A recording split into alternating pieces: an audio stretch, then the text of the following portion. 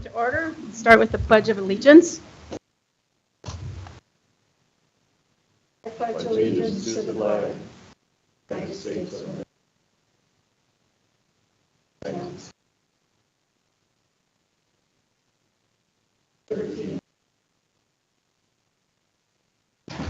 Good morning, everyone. Morning. Is this working? There we go. Okay. First order of business is the approval of the minutes from our last meeting. They were sent out to us. Madam Chairman, I move to approve as presented. Motion by Commissioner Pelton to approve the minutes. Is there a second? Second. Second by Commissioner Olson. All in favor, say aye. Aye. Opposed, motion carries. Approval of the agenda. I guess first of all, Commissioner Heiser, do you have anything to add? No. Okay. Commissioner Olson? Yeah, we had a JDA meeting last night, and we've got a possible board appointment for the JDA board. Okay. And then that grant application from Megfair came in this morning for the Killdeer Trap Club. I think that should be added with the city of Killdeer discussion there. Okay.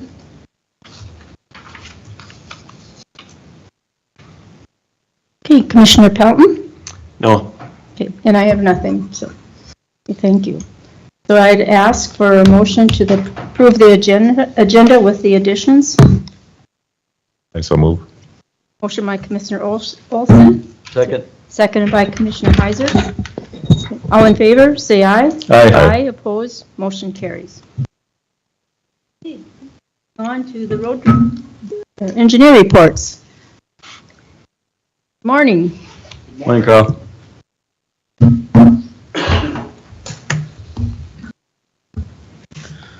Okay. 86th Avenue, 92nd Avenue, the projects are still about the same spot. That 92nd Avenue project, we'd like to get the bid this year. Just still working on some easements on there, working with the road portfolio commissioners to get that through on that project. 100th Avenue is completed. We have the permit. We do have a final agreement for the final easement on the project. I'm just working on getting a meeting to get together to get the signature for that. But I will be scheduling a bid opening for the March 19th commission meeting. Construction is anticipated to be a spring project that should be done pretty early in the year. We're looking at completion dates probably somewhere around the 4th of July. So that's the last thing we'll need to decide, and that one will get out and built. So 12th Street, working on the permit on that one. I'm submitting a revision for the grading along the cultural sites, so hopefully we can push that one through, and then we'll begin obtaining easements for that project. Hoping to get that out to bid and constructed in 2025 as well. 16th Street, grading design's been complete. There's one significant cultural site there we're still kind of working through our options on. The 20th Street, 86th and 9th and 98th, we're just working on our grading designs for those, still putting our preliminary plans together, which time we'll also put our 404 permit applications together and get those submitted. And then the 2026 projects, we've just been working on some field survey on those when the weather allows it, which hasn't been a lot recently. But even in the near future, I think if the temperatures, if the snow melt, it probably won't let us get out there for a couple of weeks yet. So, any questions? Okay, that is all. Thank you, Carl. Thank you. Hey. Darren.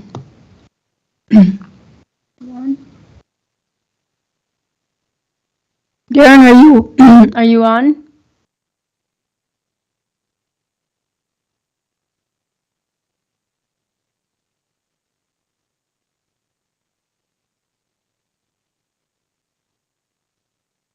Hello, Darren.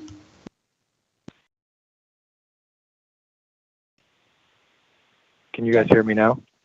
Can hear you now. Okay, very good. No, this Good. is was muting me, so now I'm back in here. Yeah, I apologize for not being there. I'm out of the office. I do have Andrew Gotzman there to conduct the bid opening today, but let's go through what we have. So for 2024 projects, for 14th Street Southwest, as you recall, we're still waiting to hear what Schwartz's schedule is going to be like with spring.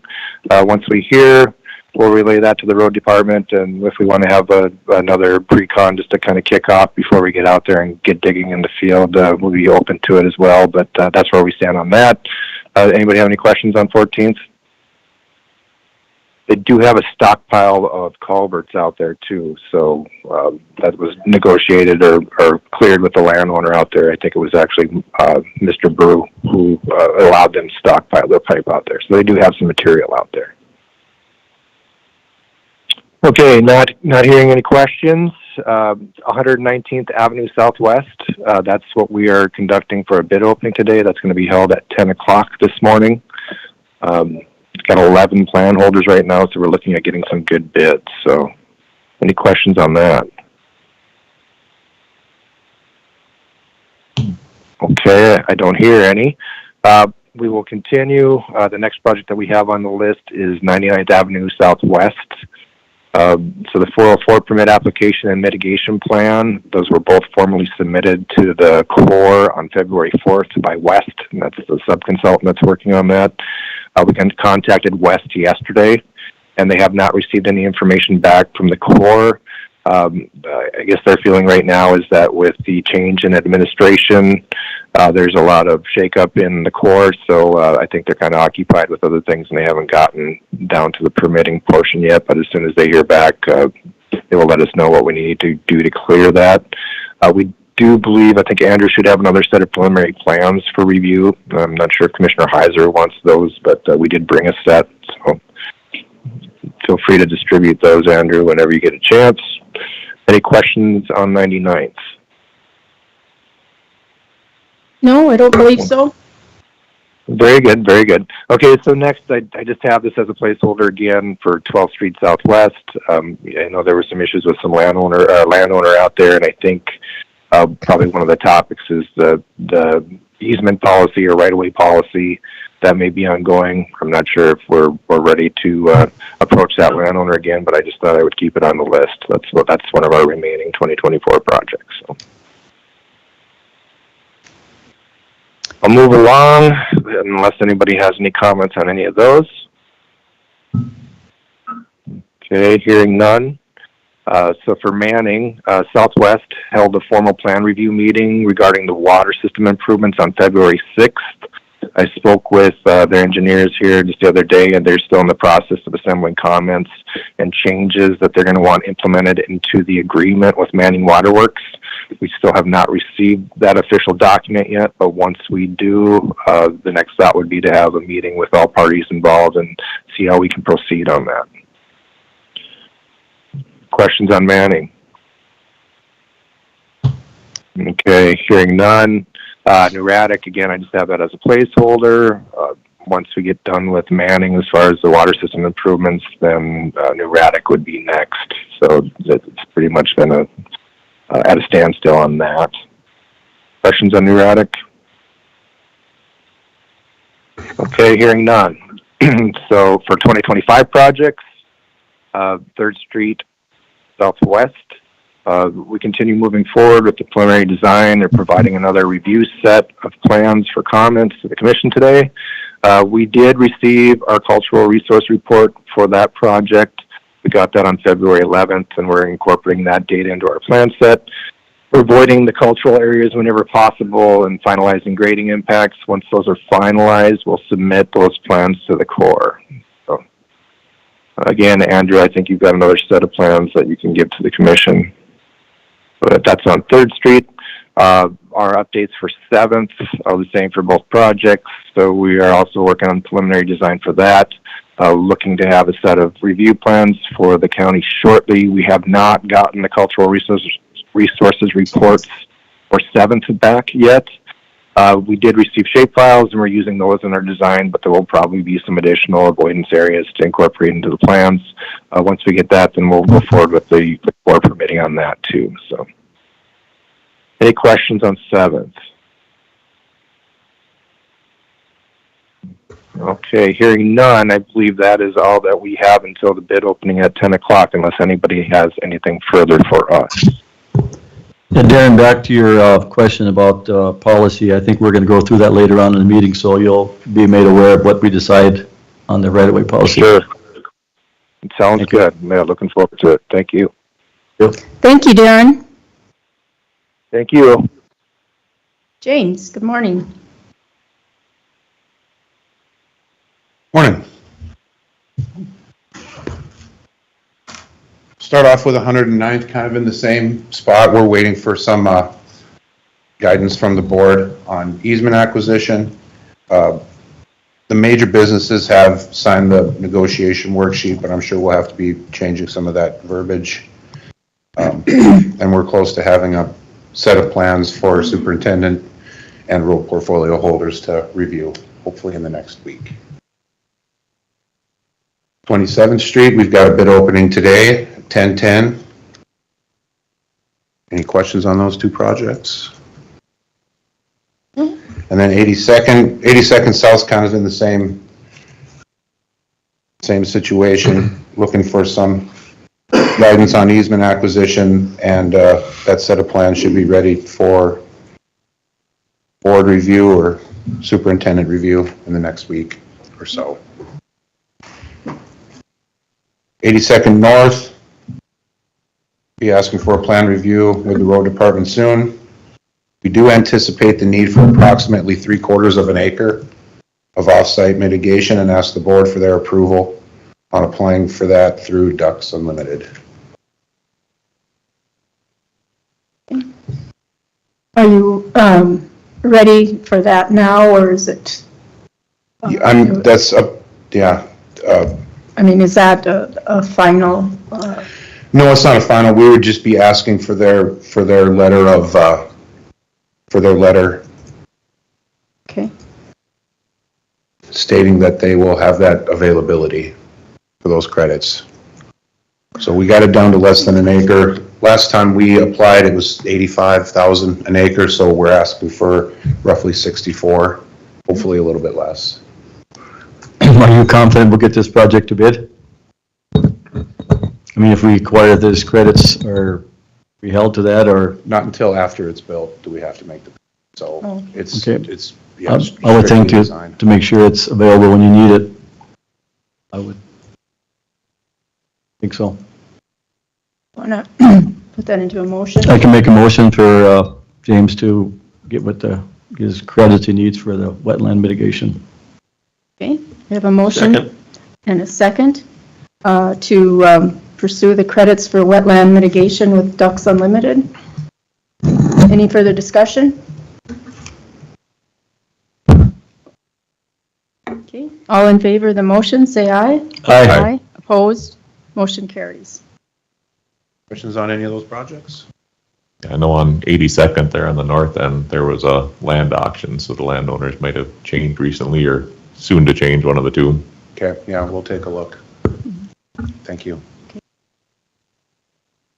Thank you, James. Thanks. Thank you.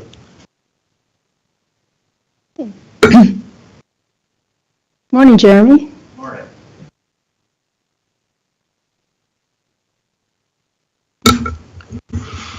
So I've got a few updates for the commission.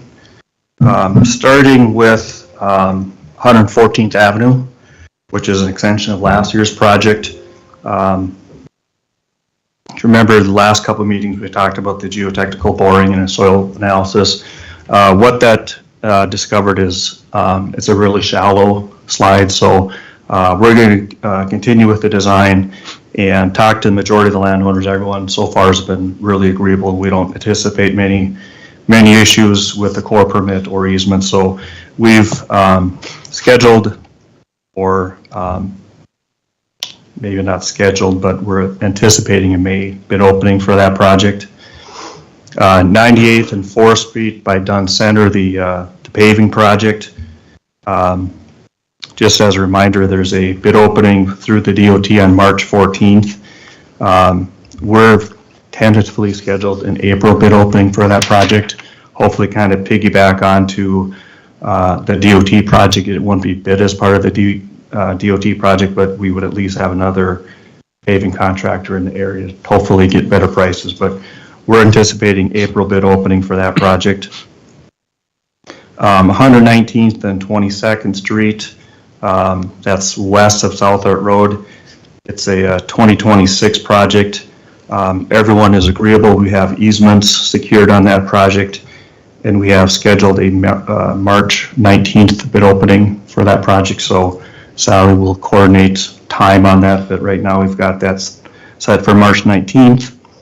Some of the other projects, not a whole lot of updates until we get to 10th Street, 130th Avenue, and 7th Street. That's northwest of the mountain, west of 111th Avenue. Working at securing easements and the core permit.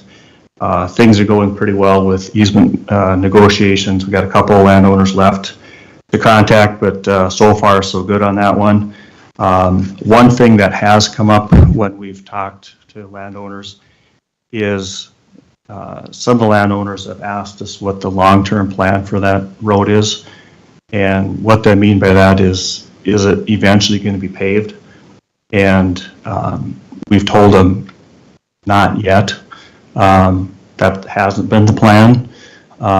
We kind of have an estimated cost of what it would be to be paved, but right now we're designing it not to be paved, but there's quite a bit of support out there to pave it, whether it's traffic volumes or maintenance or future traffic volumes. There's a lot of support to pave that.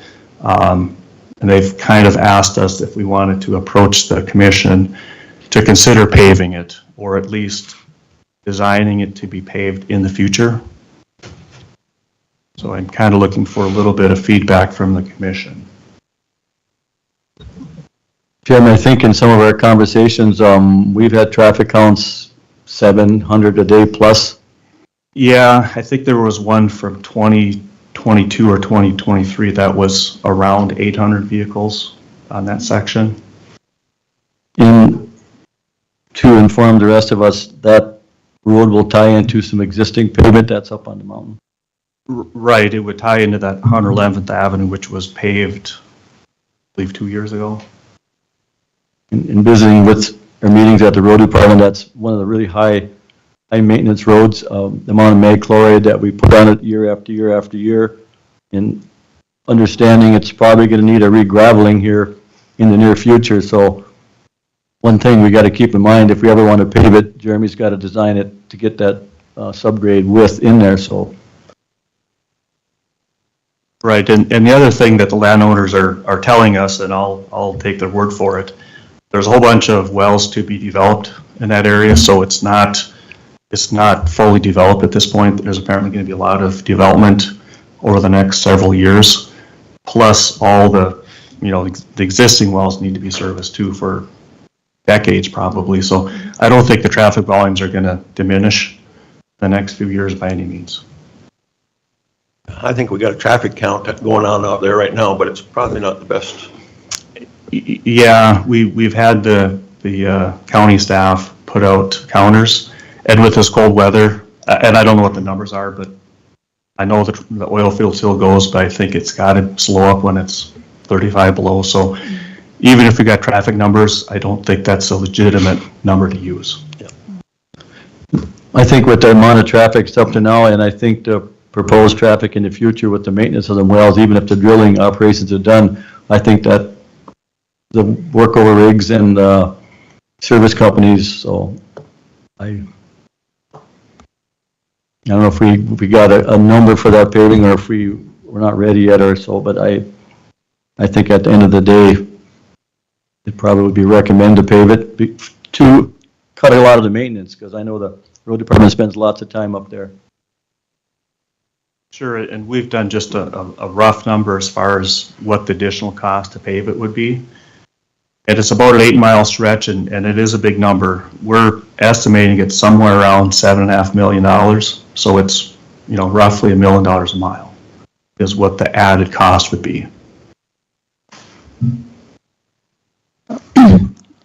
To me, I think it makes sense to design it to be paved rather than have a problem down the road.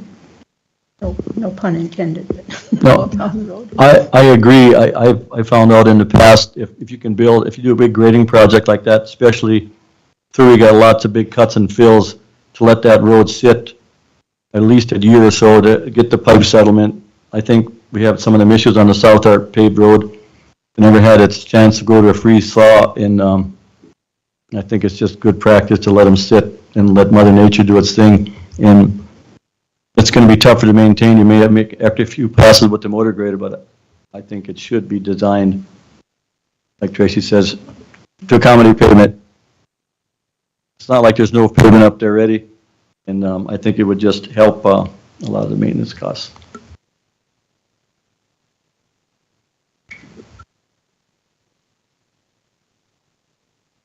I guess it would be, a motion would be in order for the record.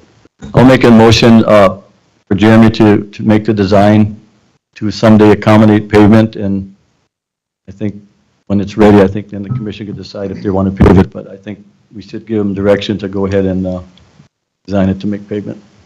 Okay. Is there a second? I'll second. Seconded by Commissioner Pelton. Any further discussion? If not, all in favor, say aye. Aye. Aye. Opposed? Motion carries. Okay, very good. Next project, 103rd Avenue, got the core permit. We're just waiting on a couple easements, but we're hoping probably a May bid opening is possible for that project. 105th Avenue, kind of on the southern part of the county. We are coordinating with the Corps of Engineers on the core permit, but we think we'll get that fairly soon. So we've anticipated April 2nd bid opening for that project. I believe that's 6 mile project, but we're about 6 weeks away from a bid opening on that project. Other bid opening that we have tentatively scheduled is another 2026 project on 104th Avenue from the county line, or 30th Street to 28th Street, just a 2 mile section. Talked to a lot of the landowners, no one is giving us any opposition, so we have a couple left to secure easement wise, but we're looking at April 2nd bid opening. So we got, I think, 3 or 4 bid openings in the next month or so. Construction projects, not a whole lot new to report on that. We've got some of the final documents sent into the DOT, but haven't really heard any response yet. So I think that's it for my report. Is there a project or any questions that I can try to answer? I don't, just if you can make sure we stay around when we go through that policy, because I know all our engineers were very helpful in that, so. Sure. Yes, Stick I'll around. stick around.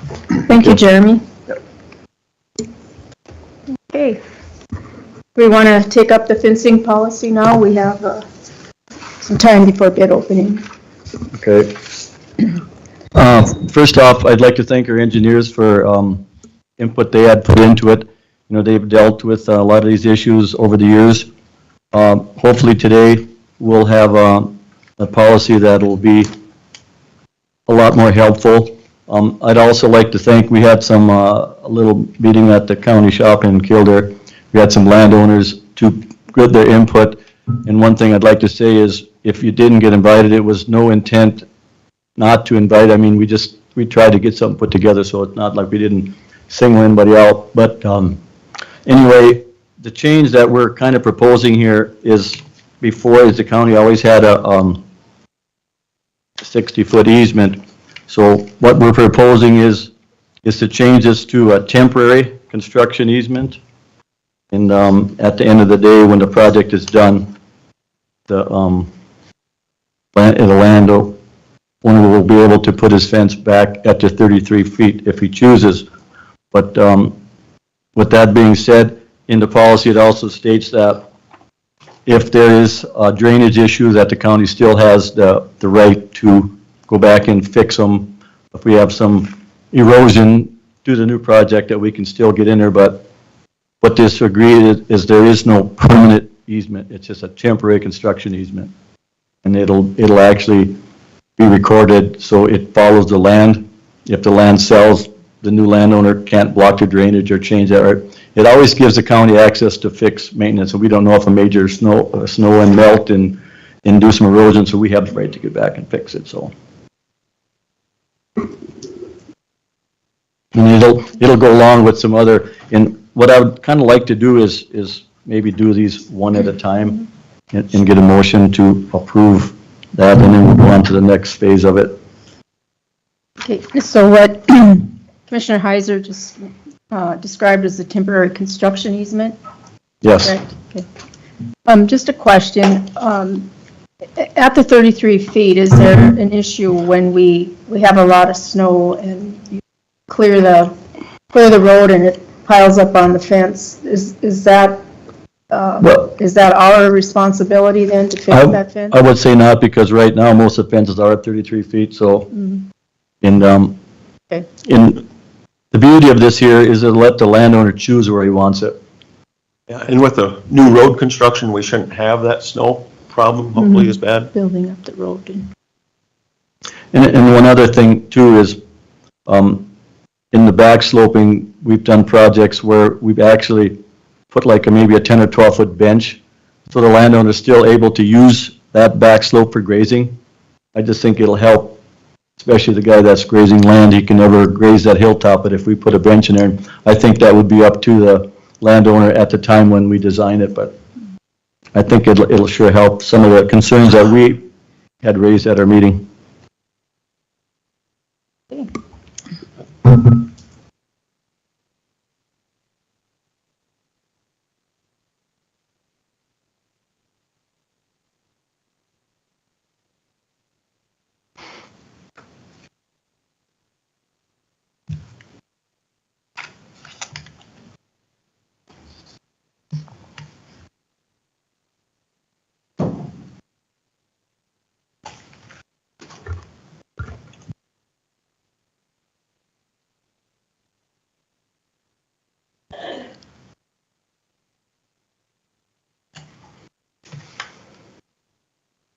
You got what Terry wanted to bring up?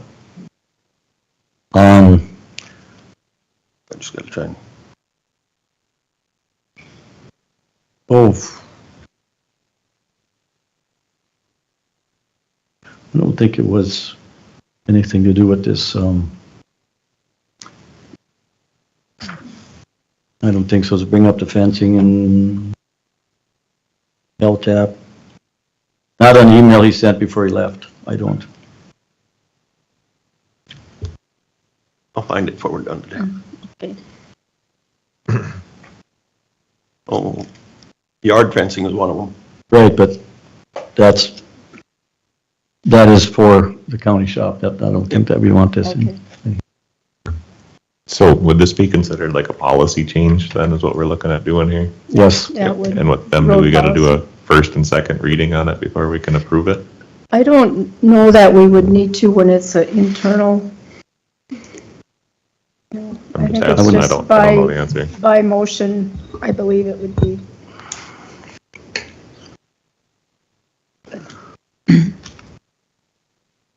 So I guess I'll go ahead and make the motion to change our right-of-way policy instead of a permanent easement to a temporary easement.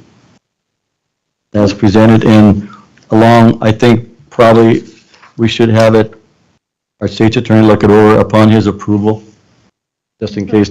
There might be some wording that he doesn't like, but I think the nuts and bolts of this change is there. Okay. And I think it protects the county, like I said, so we can access it. And like I said, a lot of work went into this here and thought, and talked to a lot of different people and engineers, so I think this will work. So the motion is to approve the temporary construction easement contingent upon the state's attorney's approval. Yes, that's correct. Is there a second? Second. Seconded by Commissioner Pelton. Okay, any further discussion? So are the proposed easement policy This- changes, is that separate from Yes. what you got here? Yep. Okay, these are two separate deals. Yes. Any further discussion? If not, we'll take roll call vote. Commissioner Heiser? Yes. Commissioner Olson? Yes. Commissioner Pelton? Yes. Commissioner Dolzall? Yes. Motion carries. Now, the second part to that, our current policy stated that we're going to pay the $3,000 an acre up to the 60 feet. That policy, that dollar amount won't change, but what we're proposing to change is beyond that 60 feet and beyond. You know, I don't have an exact number, but depending where the back slope is in ditch bottoms and, you know, there's places to pile the top, so that will go up to $1,000 per acre, and I believe it before was $500 per parcel. So the 3,000 will stay the same, but the 60 feet and beyond will change to $1,000 an acre. Okay. Do we want to do that separate from the rest of the fencing? I think so, because I think they're kind of separate items and they should have a separate. Okay. So is there a motion to approve the permanent easement payment at $3,000 an acre up to 60 feet and beyond 60 feet, $1,000 an acre? Are you going to call that a permanent easement? Temporary. Temporary. No permanent easement. Nope.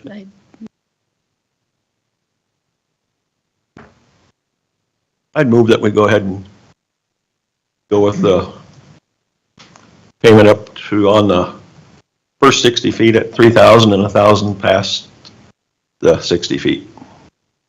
Motion by Commissioner Pelton, Second. seconded by Commissioner Heiser. Any further discussion? Further discussion? If not, roll call vote. Commissioner Heiser? Yes. Commissioner Olson? Yes. Commissioner Pelton? Yes. Commissioner Dolzall? Yes, motion carries. Okay, now the other piece of this policy is, I think the county's current policy is if you have a fence, we'll build you a new fence. In our discussions at our meeting, in the past, the fence was offered, the person took the fence, didn't need the fence and tore it down. Well, that doesn't really make a lot of sense, but they figured there should be still somewhat of a value. Of course, the fence is probably $15,000 a mile, and we're thinking, like the person that doesn't want a fence, it'd be like a stipend of maybe $7,000 a mile. I know I've got a call on it, and they're great that we get called, and this gentleman didn't think it was right, but one thing about cropland probably has a little more value than strictly pasture land. So it would actually give them a little extra boost on the cropland side, and not to take offense, but like I said, current policy, they have the option to take a fence. So it doesn't, like I said, doesn't make a lot of sense to give them a fence and they tear it down. So it was just something we come up with, so I don't know what the board's feeling on it is. It would just even out the payments a little. I mean, one side of the road's getting easement plus 15,000, the other one's just getting their easement. It just. But at the same time, it's offered to that person to take that fencing also. If they choose not to take the fencing, that's their choice not to take it. Mm-hmm.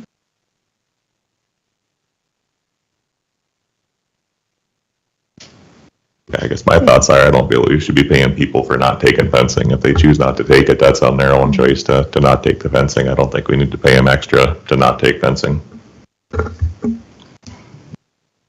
That's why this come up in a separate motion, because we just need to discuss it. Mhm. I see both sides of the fence, but it was something that come up, and it's a decision we're tasked to take. It kind of reminds me of, you know, our insurance for the medical insurance, health insurance for employees. You have a family, you get the family rate. If you don't, the single rate, and it is what it is. Yep. I think this is kind of the same. I agree with the fencing policy for the replacement, but I kind of have a problem with the stipend just because you don't want a fence. That's my feeling. And since we're already, you know, dealing with the 33 feet, you know, rather than a 60-foot easement. I think that's, kind of figures into that too. It's something that come up at our meeting, Yeah. so we Well, I bring it- understand, we bring yeah. it forward. Yeah. Yep.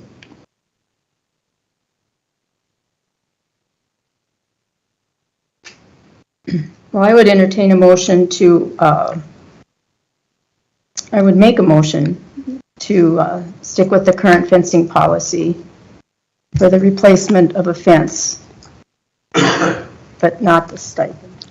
Well, if we're gonna do that, we really don't need a motion, probably. It is what it, That's current. yeah, it's current. It's current, it's, Yeah. we don't have to, Okay, I agree, that's why we brought it to the commission to make that decision, so it'll just stay the same.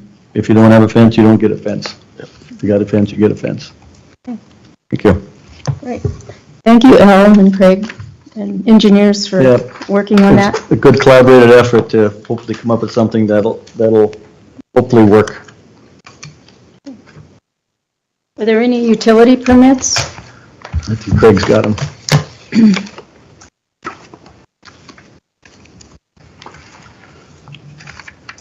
we got a 20-inch poly line on 3rd Street.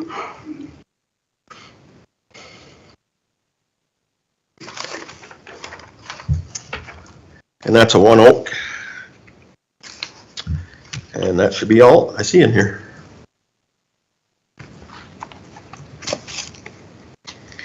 I'd move to approve the utility permit as presented. Second. Okay, motion by Commissioner Pelton, seconded by Commissioner Heiser to approve One Oaks utility permit.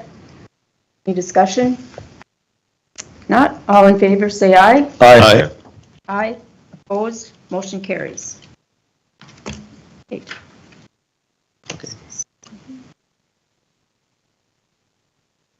Yeah.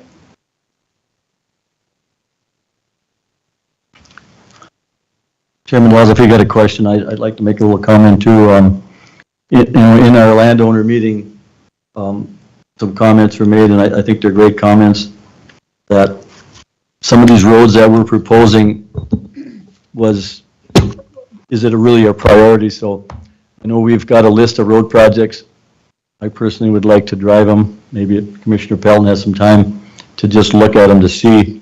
Maybe got some that are probably not as high a priority. Maybe we should be doing some traffic counts on some of these roads just to see what the volume of traffic is, and maybe we want to switch things around. I think we've got enough projects set out already for 25 and 26, but I'm thinking in the future, maybe we should take a look at some of these roads and maybe prioritize them based on a traffic count. And I'm not saying that they're not the right roads, but the question has been proposed to make sure the road actually is a higher priority than others. So, and I think we trust our foremen in the shops to give us the proper roads, but it was a comment that was brought up, and I would sure like to look at them. But I think we're good for this year and next year. It's just something down the road. Thank you. Okay, then we got our yard fence. Okay. And Terry got a couple of quotes, and he said the low bid is $131,151. He does not say where the quote come from, but I believe it was JD Fencing. And the other one was from 3D, which was considerably higher. Where's 3D out of? Jamestown, 3D, Dakota Fence, they're kind of all hooked together. I think there might have been some changing of the guard. I really don't know, but they're out of Jamestown, probably even to Bismarck. Gary, you want to take his? So that's a You want to? 8-foot high chain link fence then, or what is it? I think that's what it is, and it's got the wire over the top too. I think it's a safety Okay. fence. Okay. So, is it the board's wishes to approve the quote to go ahead with the yard fence around the builder shop? I so moving, I believe the fence is probably 6 foot with the barbed wire so they can't climb over, and it includes the gates. I'll second. Okay, motion by Commissioner Heiser, seconded by Commissioner Pelton to approve going ahead with the quote of $131,151 for the yard fence at the Killdeer shop. All in favor, say aye. Aye. Opposed, motion carries. One other thing he's got is, looking for permission to LTAP to have a training on April 29th. It says there'll be a little bit of classroom, but most of it will be on the road, and Dustbusters will supply the lunch. What day is that? April 29th, so there'll be other counties here, so. Okay. There's really nothing, he just letting us know. Or do Well, we I need suppose we to? gotta approve that it's okay. Yeah, Yeah. I so move that it's okay to have them, all these training classes. I'm very supportive of it because I always tell that if you can take one thing away to help you in your job, that was a good day, so. Okay, We've been very supportive of LTAP all the time, so. oh, sure. Yeah. So there's a motion by Commissioner Heiser to approve the LTOP training here in Killdeer on April 29th. Second by Commissioner Pelton. Any discussion? All in favor, say aye. Aye. Opposed, motion carries. Is there anything else that Terry had on his list? So, why don't we go ahead and take a 15-minute break, 14 and a half, something like that. Thanks. You had your one bid opening scheduled for 9:30. Was there one? Yeah, 9:30? It's for the, gravel crushing Oh. at 9:30. Well, yeah, I guess maybe we better do that. Yeah, I was thinking Did he they'll start drop the to. bids off with you? Yeah. No, I mean, our crushing bids and. they're all sorted out back here, the ones that been dropped Yeah, off. why don't we go ahead and do that? I'm sorry. You want to do them? Yeah, gravel crushing, and we'll take.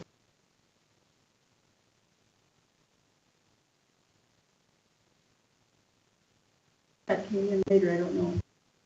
No, that'll be the one that Terry sent that's Okay. got all of our bids on it.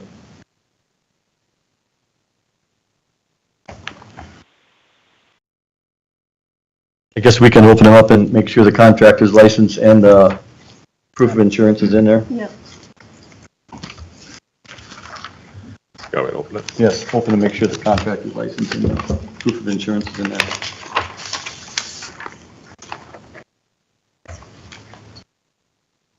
Check your license. Yep, is it current up to date?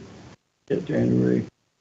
I would say it's good and, Yeah, valid till 26. yeah. Okay.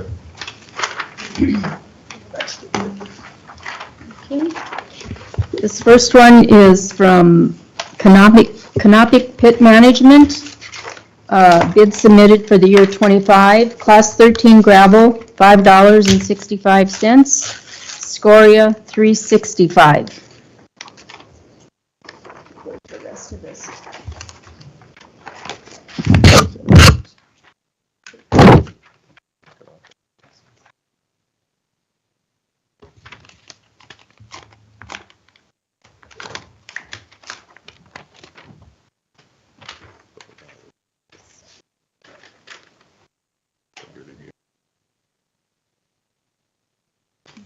$3.65.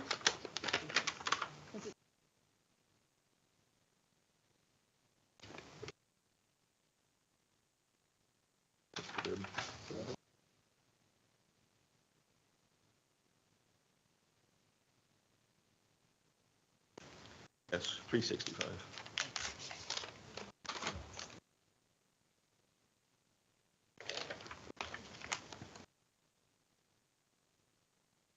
Next is Fisher, sand and gravel. Price per cubic yard for 3/4 inch maximum, class 13, $6.70. 1.5 maximum size for Scoria, $4.72.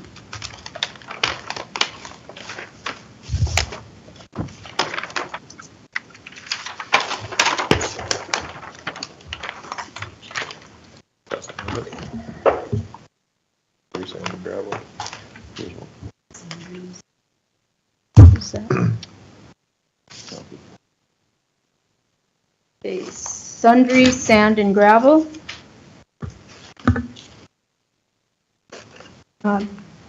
Base bid for class 13,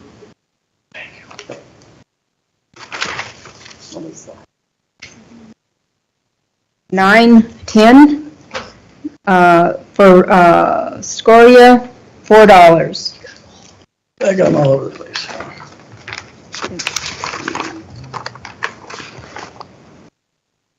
that all? This one. That's all done. Oh, didn't we do, accept Did you it? do Canopic? Yeah, we did. That was the first one. Yeah. You got 4 of them?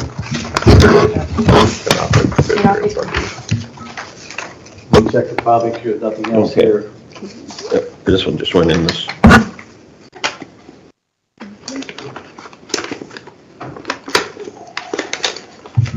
Got a lot of bids today.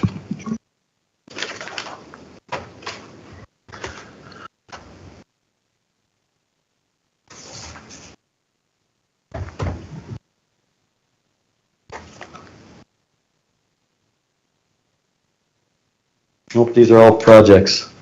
He's got the same one. There's a pile here.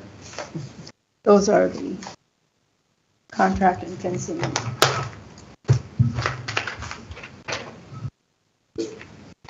There's one for dust control. I don't know, was there a separate item for, Oh, we just, okay. Okay. We gotta make sure the contractor, go through all these? Oh, Contractors and license, I think it was probably, but Yeah. I didn't see the ad. Before we, It's probably in there. before we accept all of them. we usually just accept them and let the road. About the road guy, contractor's license, proof insurance? yep.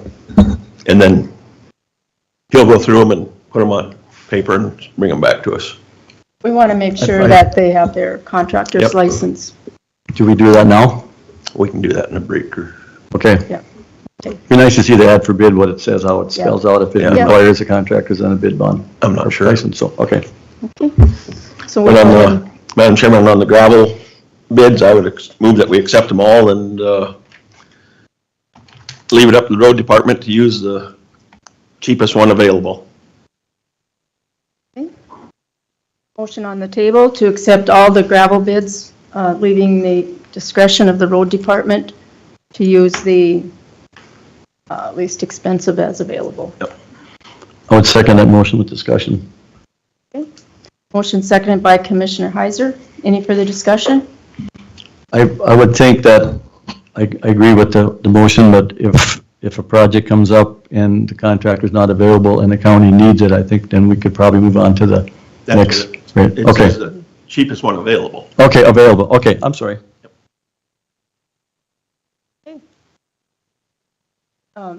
So there's a motion, was that a second? Second. So all in favor of the motion signify by saying aye. Aye. Opposed? Motion carries. Okay. Now we'll take a few minutes. Bid opening at 10 o'clock.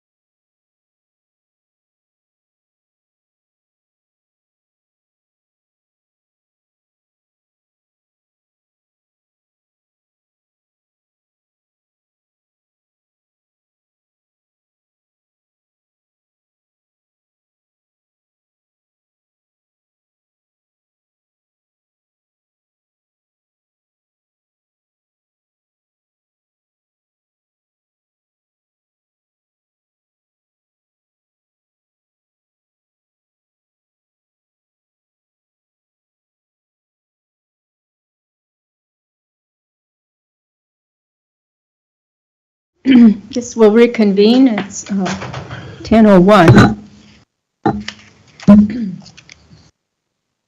So Commissioner Pelton and Commissioner Heiser went through the gravel crushing and rental and truck rates to make sure all of the insurance and contractor's license were included. Everything was correct. Okay. This first project, I believe, is 27th Street. Well, before we do that, would we like a motion to accept all the bids, the gravel crushing and, I mean, not gravel crushing, but the fencing bids? Okay. We'll wait then.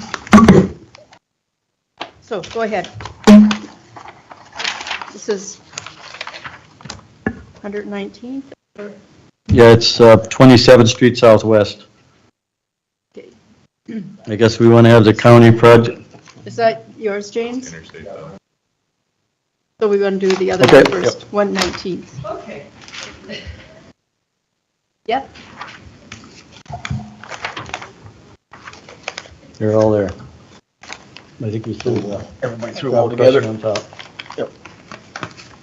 Don't miss any. There. Okay.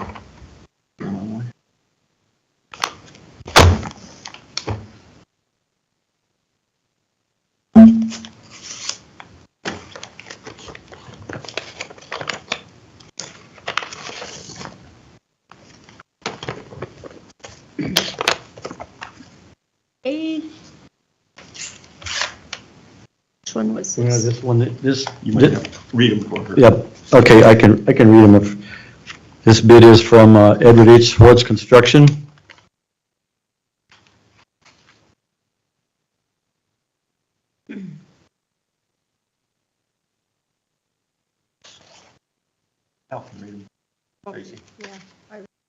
Okay, all right.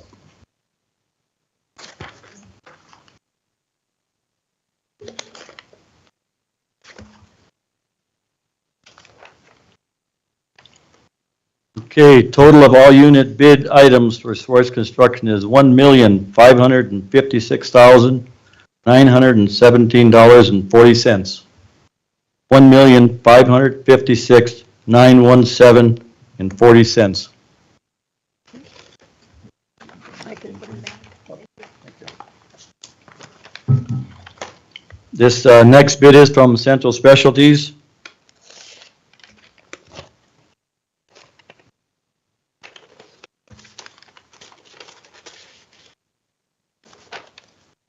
They acknowledge all the addendums.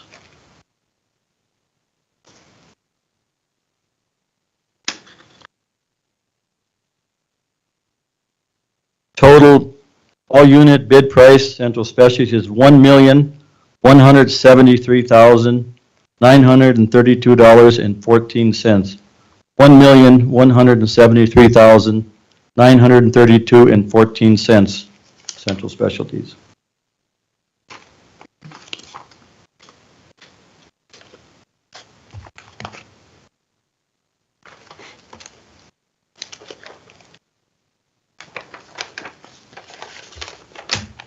The next bid is from Knife River Materials.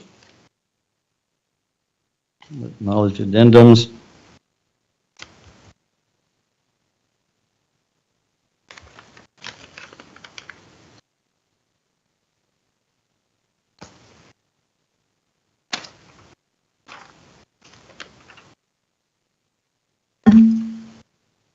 Knife River's bid is $1,575,566.10. $1,575,566.10.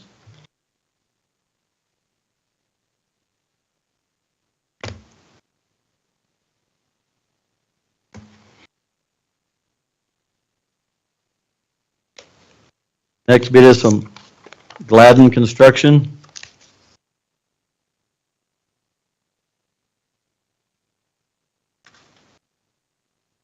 Gladden's bid is $1,594,055.82. $1,594,055.82. for Gladden Construction.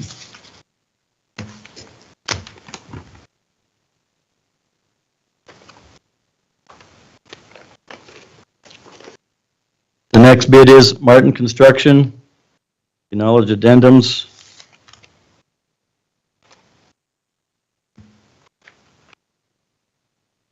Total of all unit price bid items, $1,380,376.81. $1,380,376.81.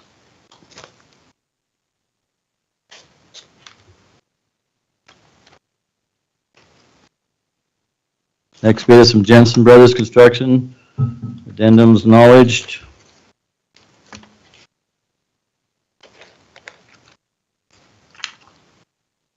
Jensen Brothers bid is $1,326,230.42.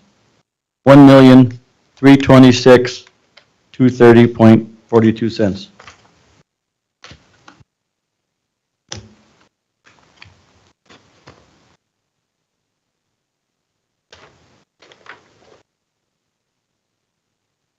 Next bid is from Bronco Brothers Incorporated. Acknowledge addendums.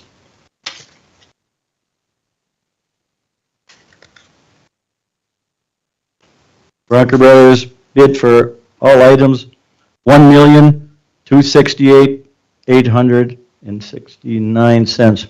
$1,268,869. I think that's it for the 119th Street project.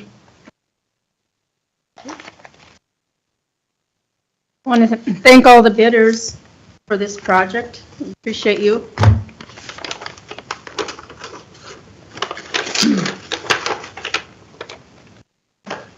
So, is it Andrew?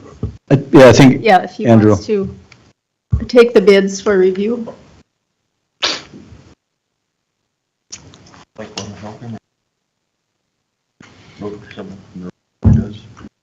Yeah. Do you need any help, Andrew, with calculations or any paperwork at all? Punch them in the computer. Okay. Okay. Has Right, he got thank a you. place to go sit down somewhere? Yeah, in the little office, right, right there. Works. Thanks, Sally. Okay. Now, bid opening for the 27th project. Who's got this one? James. You got a bid sheet for us? I don't, but our engineer's estimate was $2,410,000.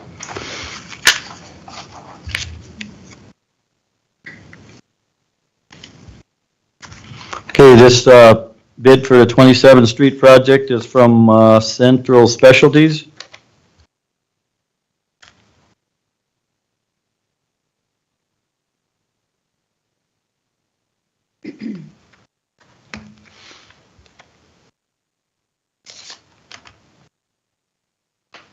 Okay, Central Specialty project bid is $1,764,023.10. $1,764,023.10.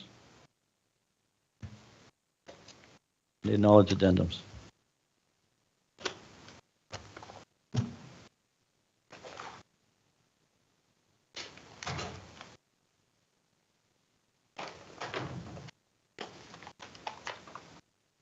Next bid is from Knife River and the acknowledged addendums.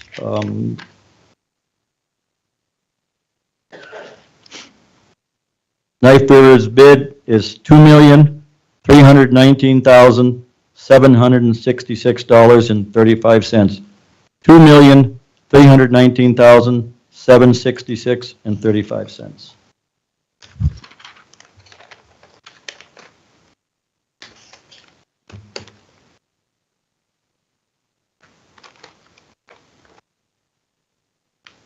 Next bid is from Halibuchuk Construction. Knowledge addendums.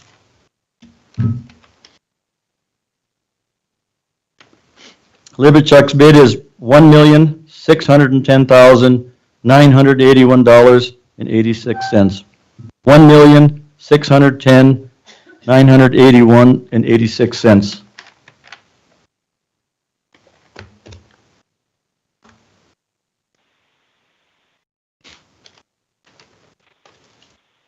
Next bid is from Great Tech Company.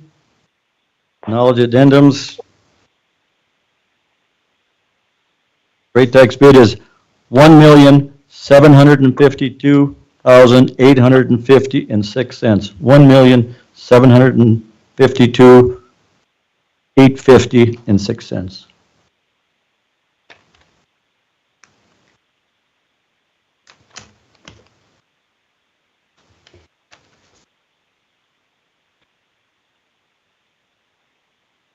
Our next bid is from Martin Construction. Knowledge addendums. Base bid is $1,816,195.27. $1,816,195.27.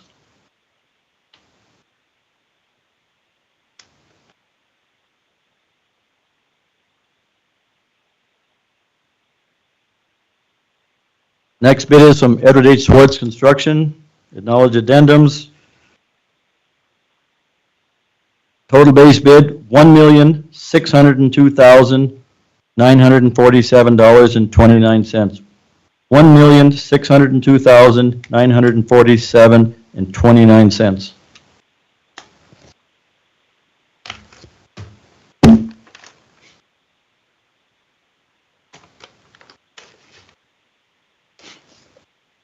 Next bid is from Bronco Brothers. Acknowledge addendums. Total base bid, $1,861,519.24. $1,861,519.24.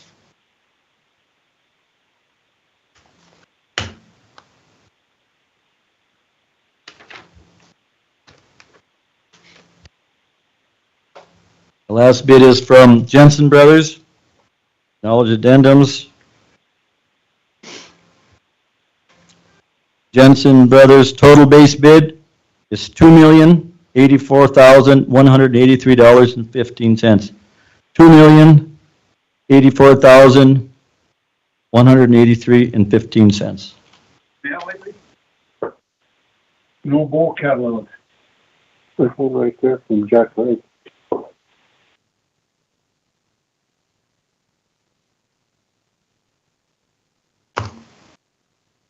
That's That was, this last one was Jensen Brothers. Jensen Brothers? That was,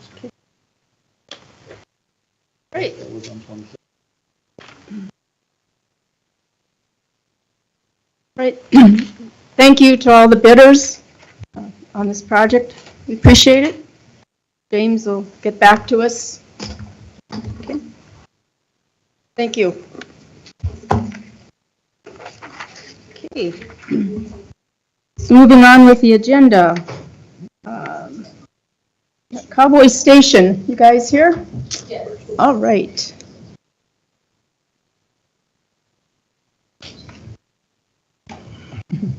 Oh. I think Casey's online too. All right. So I guess I'm here for Cowboy Station. Clay's at state wrestling, otherwise he'd be here too. But Yep. went to go cheer on his kiddos. So I just came, kind of talking about the possibility of paving the road by Cowboy Station. So if you're not aware, Cowboy Station is going to be a truck stop on the truck bypass. It's 3T Street in the JR development. So I guess I was just kind of coming to talk about what kind of we all are offering. We will have truckers lounge, showers, laundromat, Subway's coming in, Hunt Brothers Pizza, coffee box out of Dickinson will be there for coffee options, along with fuel, def. There is roughly 70 truck parking spots. We have roughly 40 acres there, and this is only phase one of what we all have planned. In this phase, we're spending roughly $6 million in what we all have going on, and in the upcoming phases, we also would like to add a car wash, truck wash, and I guess there's other plans. So just was kind of wondering about the potential. It is gravel right now. We've spent over almost $800,000 in paving on our property there, but would really appreciate the county paving from, I guess, the Highway 22 bypass to end of our property, potentially for more, so. Okay, And that's roughly about 1,400 feet, I think. Yeah, I think it's 1,435 feet, So roughly. A about little over. 1,500 feet or so. Over. I thought we were figuring, was it maybe 1,000 or something, but maybe it's more. Did you actually physically measure it off? Clay did, Clay, yes. Clay run it. Yeah. Okay. From the end of the pavement to the end of the property. Yep. It might be 1,000 to maybe the approach, First- maybe, not to okay. the end of the property. Okay. So I feel that these businesses are coming to Dunn County. I think we're gonna have to step up and do what we can to make things work for them too. When we always talk about economic development and helping the community out, I think that's probably a great spot for a truck stop out there. New business is always good in our county and encourage them to keep on coming. And we've got some rough estimates, I think, but Yeah, so we did rough numbers, that was 8, and we estimated about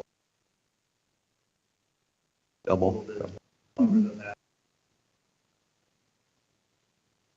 And one thing about it, there's a big project on the, I believe from Lost Bridge up to the highway just west of Newtown, so there should be a paving plant pretty close. And then we have our other paving at Dunn Center being bid too. Yeah, so I think there'll be a paving contractor around. And so I would think it shouldn't be a problem of getting somebody to get it to pave. so is the road pretty much ready to be paved? Well, I think we figured in some of our cost there was to subcut it down at least a foot. We're not quite sure what the subgrade existing subgrade is. I guess we can maybe do a couple borings to see what's there. But we sure would want to put some pavement down, especially if we could have pretty heavy loads coming in there. And I don't know if we got a number. Sometimes heavy truck traffic like that turns on asphalt in hot days. I don't know, Jeremy, if there was a number for concrete. I hate to put you on the spot, but that's another option too.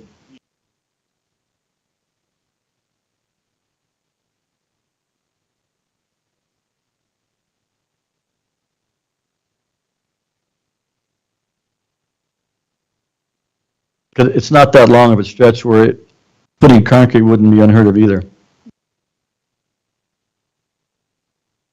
Madam Chairman, I'd move that we give this to Northern Plains to look at, and I'd approve of the hard surface road there, whether it be asphalt or concrete. I'll second the motion. So there's a motion and a second to go ahead and have Northern Plains work on either concrete or asphalt on that road, approximately 1,400 square feet? Yeah, about 1,500 feet, Yeah, roughly. okay. Any further discussion? I think, like you said, we could bid pavement or concrete, so. Yeah. Good. Okay. All right, roll call vote? Commissioner Heiser? Yes. Commissioner Olson? Yes. Commissioner Pelt? Yes. Commissioner Dalzell? Yes, motion carries. Thank you, guys. Yeah, thank you for coming in.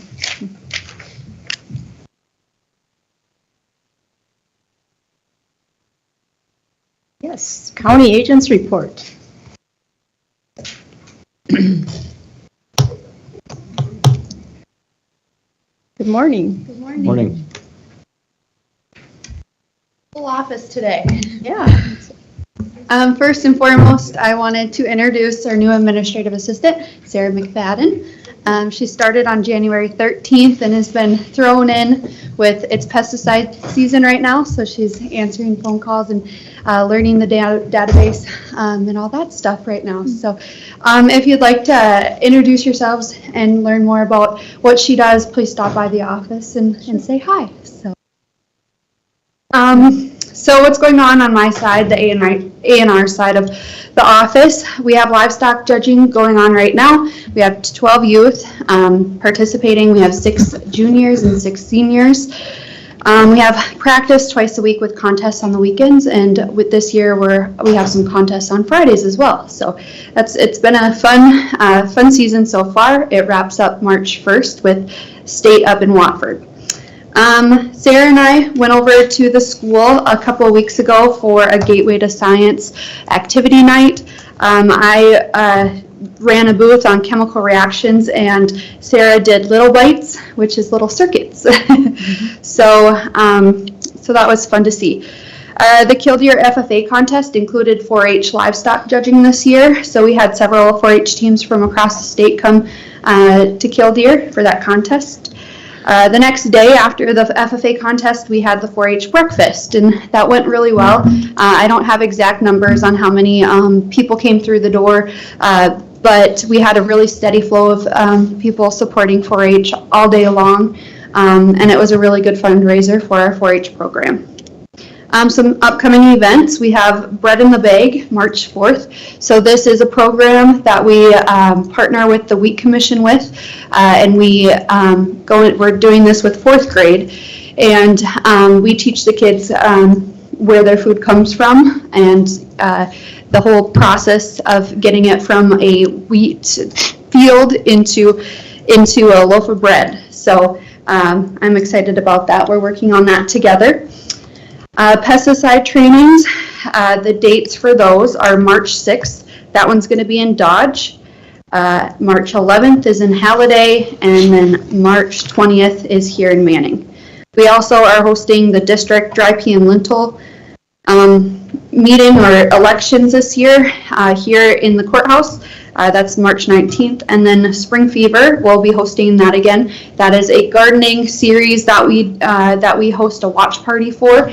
And we have some giveaways and just a fun night of answering questions about gardening and getting everybody excited to garden. Those start those are March 24th, 31st, and April 7th and 14th.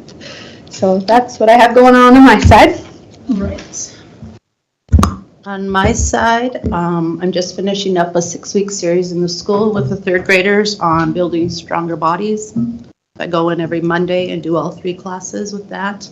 I'm in the middle of doing the NDSU vaping curriculum with the 7th and 8th graders in health class, and I go in for 6 days with that.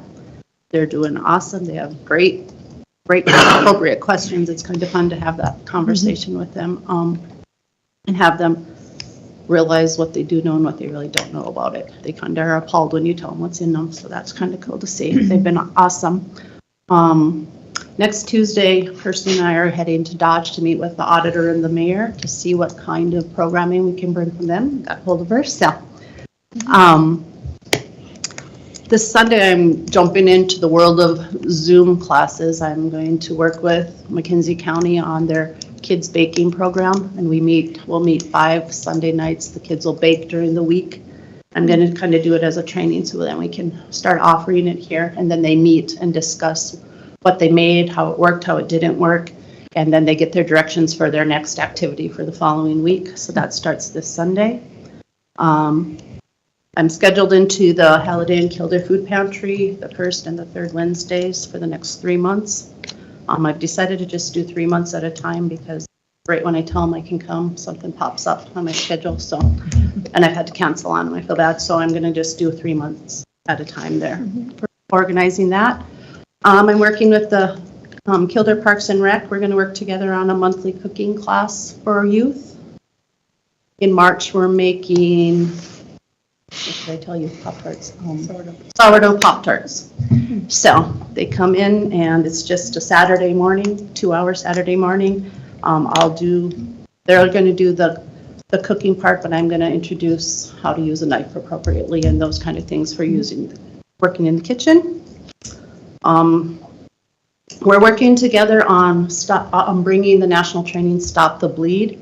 Stop the Bleed came out of the Sandy Hook shooting.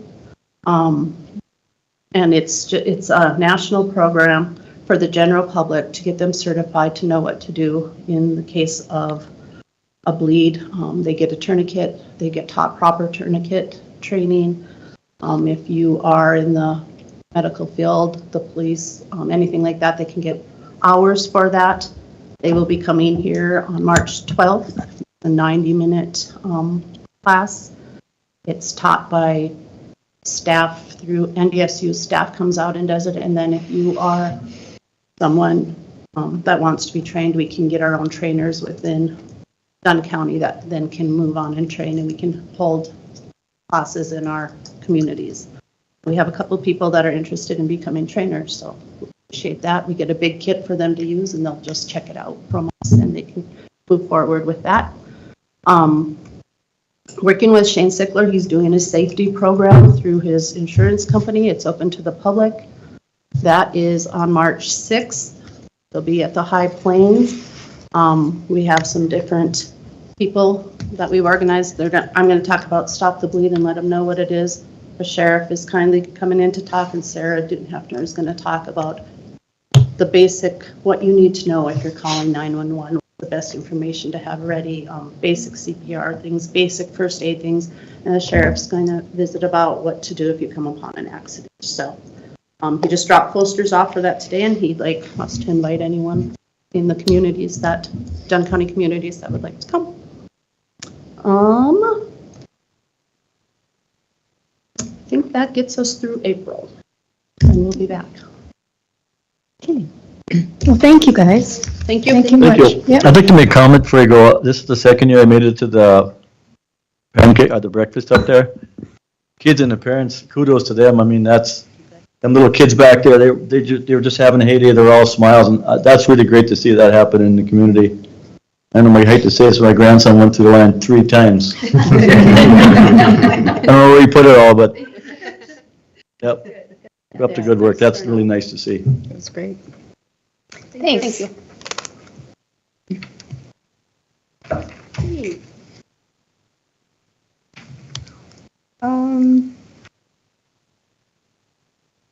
Why don't we, the advertising for road superintendent?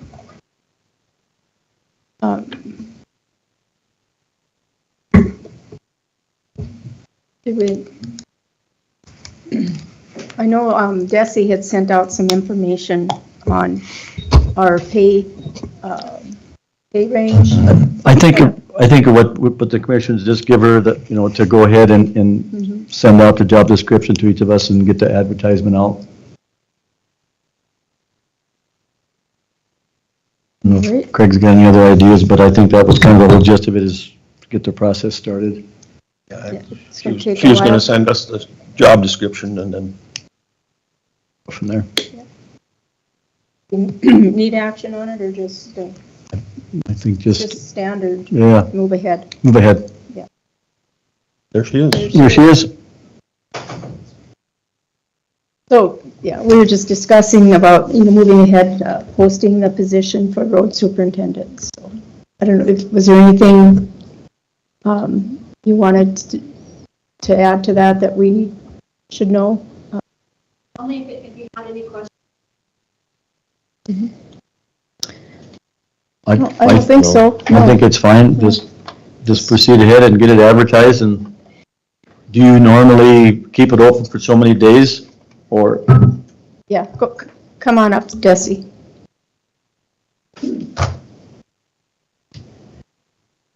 Yes, sir. For a position like this, I would recommend leaving it open for at least 4 weeks. Sure. We don't have any holidays or anything like that coming up, but having an end date encourages people to apply rather than just leaving it open until filled. Yep, I agree. Sounds good.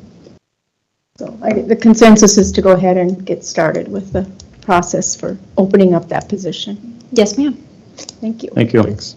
Okay. James, do you have your bid tabulation ready?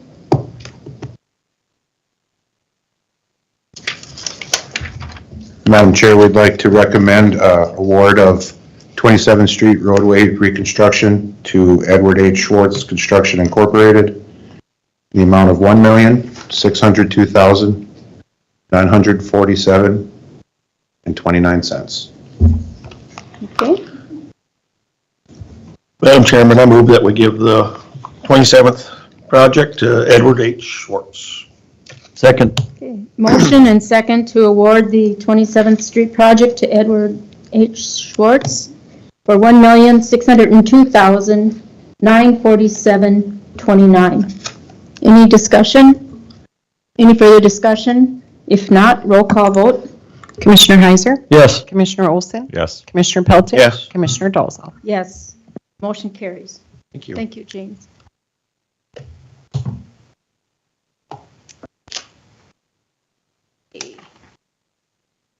Is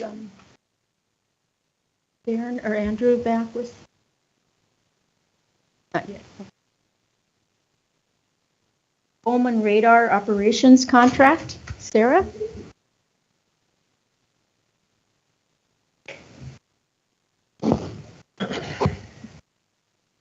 Good morning, Commission. How are you all? Good. Thank you. Good. So, for the newer commissioners, we have supported the Bowman Radar service for as long as I know that it's been in existence. We've consistently submitted $2,500 to continue the operation of the Bowman Radar. I have it linked on our website. It's a good tool for us to use as most of our weather comes from the southwest, not Williston. So just coming to see if you guys are willing to do the $2,500 again this year. And it's an annual contract? It is an Is that how we annual do this? contract. Yeah. Madam Chairman, I move that we go ahead and support that with the $2,500. Okay, there's a motion to support the Bowman Radar Operations Contract for $2,500. Is there a second? Second. Seconded by Commissioner Olson. Any further discussion? Great. All in favor, say aye. Aye. Aye. Opposed? Motion carries. Painless. Yeah, painless, very. I should tell you too that I did send out invitations to my portfolio holders, but I will include the other three commissioners for the ICS training that will be happening on March 4th. So that will happen here. It's a good tool for anyone in leadership to have so they understand how to respond in an emergency. So Thank you, Sarah. Okay, Load Pass Advisory Committee designee. So in the past, it was David? David, and then. So, yeah, we would need someone representing Dunn County. I would think it would be Lori, because Lori's really hands-on with load pass, and what a better person that deals with it every day. And I used to be on the advisory load pass. She'll go to the meetings and bring concerns that she sees in her daily activities, and I really think it's good, and I visit with her, and she'd be up for that, so she's willing to take it. I'm going to put that in the... I'll make that motion. Okay. Motion to designate Lori as our load pass designee. Second. Second by Commissioner Pelton. Any further discussion? Want to put your last name on there? Lori Tabor. Yeah. Right. If there's no further discussion, all in favor, say aye. Aye. Aye. Opposed? Motion carries. Okay, the Little Missouri Campground Garbage Contract with the City of Halliday. Okay, so every year for 5 months, beginning in May and going through September, we sign a garbage contract with the City of Halliday. It's $1,100 per month, and they pick up once weekly from the Little Mo Campground. So we just need to know if you guys want to go forward and sign the contract for this season again. Madam Chairman, I move that we agree to the contract with the City of Halliday for the garbage pickup at Little Mo.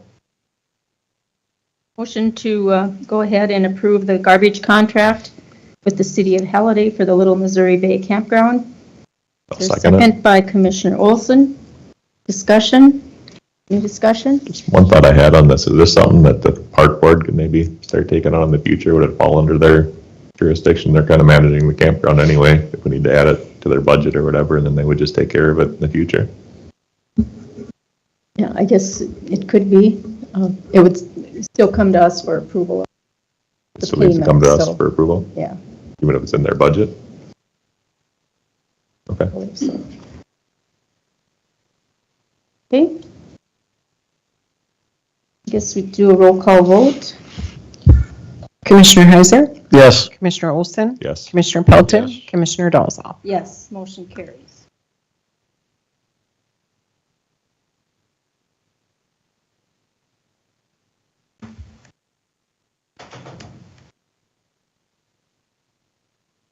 City of Killdeer, is everybody here that's coming that you know of? Morning. Good morning. Morning. I'm Joel Spethman, City Commission President. I'm just gonna ask you guys what you wanted to do with the social service office in Killdeer that's connected to the old fire hall. We're I hope you probably, accept our gift. Yeah. We're feeling very generous. as long as you guys have a plan, I'm fine. We're probably gonna be taking that building over maybe in June. We're slated to be moving out of there, out of that building. The fire, Into the, Yeah. the fire, So just getting the ball rolling here, just trying to find out what your guys' thoughts are, what you want to do. We haven't really locked down anything, what we're gonna do with that building or that property quite yet either, so, but wanted to see what you guys wanted to do first with that building, so. I think we've just been kind of waiting for that other building to become vacant, so they can all be torn down at the same time. I don't know, I have That's no what, that's idea. kind of what we've been waiting for. That's the thing, if we do tear down, say, if we do get the social service office, if we do tear it down. Well, there's we'll always pay that- our part of tearing it down. Are you guys gonna tear it down? Well, we'll pay part, or I mean, Okay. whoever we have come in. Okay. There is that question there with the wall in between where the old ambulance hall was at. Yep. And we don't know what's, That's why we have never done nothing. yeah, that's the unknown part. So if a guy starts tearing into it, it's probably gonna be a domino effect. So yeah, just wanted to see what you guys wanted to do with it, if you wanted to tear it down and gift it to us or whatever you want to do. I think that property is very valuable to the city of Killdeer, however it's decided to use it. I think we all talk about economic development, and so I'm totally in favor of giving that to the city of Killdeer. I know when we talked about tearing it down a couple of years ago, it didn't make sense to tear it down with the fire hall there because of all the dirt and support that it would have cost a lot Yeah. of money to do Yep. that, so. So what about the question of the cost of tearing it down? I know you brought it up, just so it's clear, so you can leave here with an answer. Is it a brick structure or wood or brick? Well, it's brick outside. I don't know if it's wood. Biggest thing is work and it to be disposed of. Well, that and is there asbestos in there? That's another thing. Yep. Some, So that's another thing. It could be quite costly to tear. As a suggestion, maybe we should get, I don't know who else is available, but maybe if there is asbestos in there, have that TWO's total control. I think they do asbestos removal. Is maybe come take a look and see, give us a quote. I don't know if it's pipes or is it, the furnace is usually where it's at. And just so we know where it is. Because eventually someday if it's going to be torn down, you got to face the music, it's got to be abated, so I would think just have them come take a look sometime. I think there was some tile too. Yep. Covered up with carpet. Yep. Is the small 6x6 Yeah. asbestos. I don't remember any piping, on the HVAC side that had any. If there are any in the ceiling for acoustic type asbestos, that'd be the only other.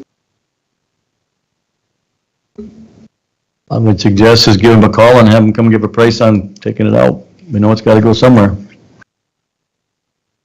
Then at least give us the price. Yeah, I know the JDA has some money set aside, I think through the Roosevelt, they talked about, if you have old buildings or something like that, they set some money aside for cleaning up old buildings too, so. Carrie can refresh my memory on that one. Yeah, we talked about it last night. There's money Yep. there available, so, Yep. yeah, JDA's got money to help tear the buildings down and stuff, so. Should probably have a motion that we agree to give that building, return that building and property over to the city of Killdeer. And then, again, the details yet of how to pay for taking it down, we need to, are we going to say 50% of the cost or 30%, or do we need to know today? Just putting it out there. Find out what it cost and then. Yeah, figure out what the cost is, what JDAs can do with it, and then figure out what's left over at the end there, and then figure it out there, but. I know Tools have done it in the past, has done total tear downs too, and they've hauled it all the way, so that's not, just have them. I know they just got awarded the bid for one of the buildings in Richardson there to take down with the concrete, and they're actually recycling all the concrete, so they don't gotta pay disposal on it that way, they just grind it up and sell it that way, so that helps get the cost down a little bit too. Yeah, I would imagine they'll probably have to take it to Dickinson or wherever they haul out, so. Yeah, I'll talk to them, but yeah, I'd move that we give them the social services building to City of Killdeer Does that include the property? and the property, yeah. Okay. There's a motion on the table to go ahead and gift the property social service building to the city of Killdeer. Is there a second? Second. Seconded by Commissioner Heiser. Any further discussion? Any further discussion? If not, The devil's in the details, what we're gonna do with it. I mean, I think what a guy probably should do is get a price. I don't know if anybody is there local people that would do it, or I would think if he comes over, it doesn't hurt to get a price, what it costs to tear it down, then a guy can decide that part of it later.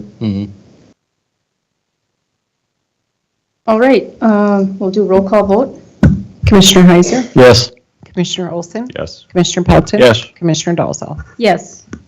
Motion Okay. carries. Thanks, you guys, appreciate Yeah, it. Thanks for coming in. You bet. Do you have any questions for me? Not on that subject. Okay. You have another subject? We do, yeah. Yeah, We added sure. it to the agenda, so we got that application, for the trap house stuff over there. You guys are shooting range and stuff, so I was just, curious how much the city has approved, what you guys have got going on over there, and if you need some help from us or anything for the trap range or any of that out there. So far, we have bids for concrete through Wind Construction. I think we're getting a revamped, Cameron, we're getting a revamped bid for concrete from them guys. Is that true? Yeah, so we're already getting the ball rolling on that. We got dirt contractor already lined up. Told the Trap Club if they want to pull their stuff in there and use it this spring, they sure can.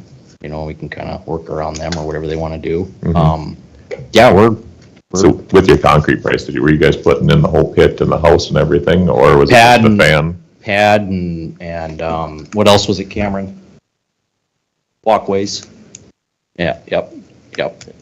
We have a thing for a request from the Trap Club.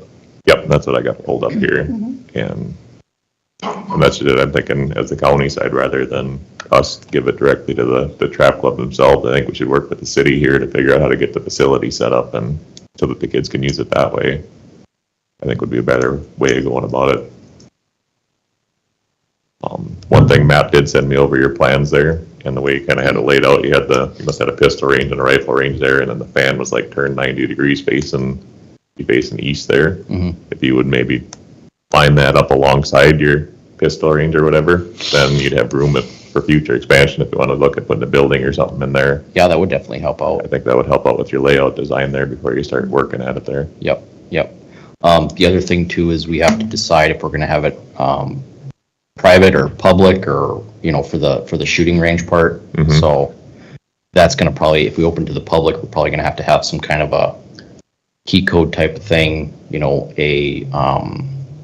some kind of registration or something, That's another thing we have to mull over too. Yeah, that's the other We just wanted to get the the dirt and the concrete and everything just kind of rocking and rolling here for the time being, so. Yeah, I know she's gonna need some answers here pretty quick. If she wants to shoot spring trap league with her kids or whatever, it's gonna have to happen here Yeah. by end of March, early April. Yeah. But like I said, they can set their stuff up if they need to here for the time being, and we can just, work with them, work around them, whatever they need to do, so. We didn't want to hinder them guys. If they wanted to get going. Yeah. We wanted to keep the ball rolling too, so. Okay. But no, we can stay in touch with you guys here if something crops up or whatever here too, so. Okay. Yeah. I think it'd be good for the community. I'd like to see it open to the public to some extent, whether it's a membership fees or dues or however you do it. Yeah. I think it's good for the community to have it there. Yep. Biggest thing is, we just don't want to have, keeping it clean, don't want to get, let it get abused, certain things kind of go on out there, whatever. So it's out of the way, but, just something along them lines. So that's something else we're going to probably discuss, so. Yeah. So, yeah. So your idea is turn it over to them and not that trap club any money? Yeah. So basically what she's looking for is the thrower and the trap house and all the equipment to where the kids can shoot. But I'd rather see, City of Kilder's putting in the concrete and all the stuff to go with it. So we'd give them the money to pay for the thrower and the equipment. And then the kids would be able to use it out there, but it would belong to the city versus the trap club, Do they want it that way, or? I'm sure she's good with however it works out. I haven't actually talked to her on this one. That's just kind of my ideas floating it around here. Okay. Is it about 18,000? Yeah, and see, that was the other thing. She's looking for a real permanent one, and I talked to the Garrison coach this morning, and he went with that one, and it didn't work so well. So that's what I'm nervous that she's not asking for the right equipment either. So we just got this morning or whatever, so it's hard to go through it right now. But what she's asking for isn't probably what's going to work best for long-term solutions. It might be a quick, easy patchwork, but we look at getting some better equipment and get the regular pole bunker and everything put in there for them to where they've got a good facility to shoot at, and then open it up to where the public can use it also, and get some trap teams put together and people shooting out there, Yep, well, that's for sure. Yeah. So in order for them to start this spring, they're going to need an answer. They're going to need an answer, but I think we table this till our next meeting, and maybe work together in the next couple of weeks here to figure out the right solution and the right equipment and stuff, and kind of get a plan put together. We can put it on our next agenda here too for March. So. Okay. You want to work with them then? Yeah, I'll work with them on it. Okay. Sounds good. The motion to table it till our next meeting. Yeah, we should. I move we table it till our. Motion by Commissioner Olson to table the trap shoot application. There's second? Second. Second by Commissioner Heiser. Any further discussion? If not, all in favor, say aye. Aye. Aye. Opposed, motion carries.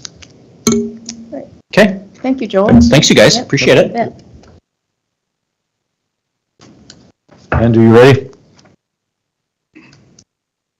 Back. Yep, there he is. Hello, Andrew. Good morning. We've had a chance to review the numbers. Everything looks good, and we would recommend award to Central Specialties. They're a little bit of $1,173,932.14.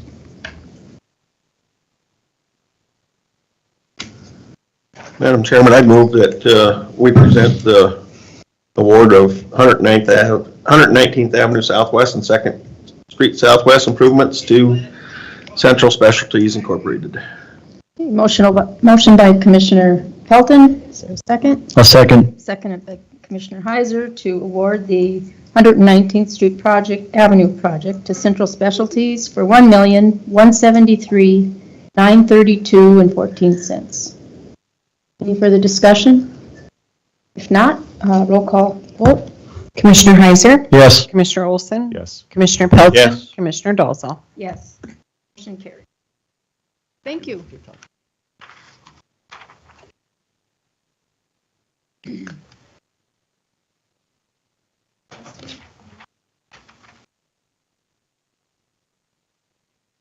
Travis, are you ready? You're a little early, but as long as you're here. Good morning. Good morning. Morning. I would say I blew in from Watford City, but the wind's going the opposite direction, so. Just stopping in, see if we can get some local support, letter or a resolution from the county commission for designating Highway 200 as the North Dakota Fallen Peace Officers Memorial Highway. We introduced a bill before the Senate right now at the legislative session, and the Senate passed it. It's Senate Bill 2277. So now it's going to go over to the House, and it designates Highway 200 from Montana to Minnesota, or vice versa, for fallen officers in North Dakota. Something special with it is we also have a caveat in there where a 1 mile designation for an individual officer can be selected as well, either from the family or the agency that lost the officer. So North Dakota in history, we have, depends on which stat you look at, but I'll say 62 right now in North Dakota history. Not saying all 62 would be on there because this goes back even before statehood that they're listed. So just want to come around, see if we can get just a word from each political subdivision that 200 runs through, and just kind of include everybody, I guess you could say. Mackenzie just did it on Tuesday. McLean County jumped on it early on before it even went to the Senate. So we're just going down the line where 200 runs through each county to see if they want to throw in a good word. So it's not Highway 22, it's just 200. Correct, Highway 200, yep. How is it going to be signed, like in segments and? Yes, sir, it's, right now it would be signed, we just met with DOT last Tuesday. And they will have the highway designation signs at like the state line, and then you'll probably have one here at 22 and 200 in Killdeer, and then 83 and 200, you know, your main intersections, and then maybe some points in between where it kind of gets open out east. And then when you have, for the individual officers, it'll be a mile post, so it'll be the sign for the individual officer will be right at those mile posts in there. So it's actually really cool is DOT at that meeting elected to cover all the costs for the highway designation signs. We just have to come up with the individual officer signs. So that's something we're working with on with the North Dakota Peace Officers Association as far as coordinating that and those funds for those signs. And then we're still working out some figures as to where we're going to get those signs from. There's Rough Rider Industries, which is actually the state pen that does road signs. So we're waiting on some numbers from them, or to see if it's if there's a better source out there for the signage to go with. But they should all be pretty comparable when it comes down to it. Yeah, just waiting for those numbers to come through though. But DOT was actually great. We didn't even ask them. They just brought it up and said, hey, we'll cover those. Because they've already got to maintain it anyway. They're going to put them up. And they said it'll probably just be easier. They already do it for, I know 22 is the Veterans Memorial Highway. And then there's some other ones across the state. So they already cover those. They said, we'll just take that on anyway. That's a good idea. Yeah. Do we need a motion or a letter of support, or? Probably a motion to do a letter of support. I make a motion, a letter of support to whatever they need to help support the cause. Okay. Motion by Commissioner Heiser. I'll second it. Seconded by Commissioner Olson to put together a letter of support to designate Highway 200 as the Fallen Officer Heroes Highway. Fallen Heroes Highway, correct? North Dakota Fallen Peace Officers Memorial Highway. Okay. Yeah. That's why I never said it. Can't even have a good acronym for it either. Yeah. So. Any further discussion? Not? All in favor, say aye. Aye. Aye. Opposed? Motion carries. Thank you, folks. Appreciate it. Thank you. Thank you.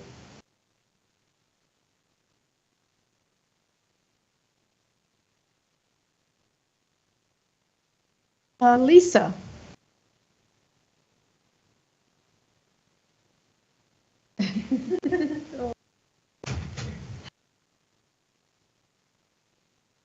morning. Good morning, Morning. Commissioners, Chairman Dalzell.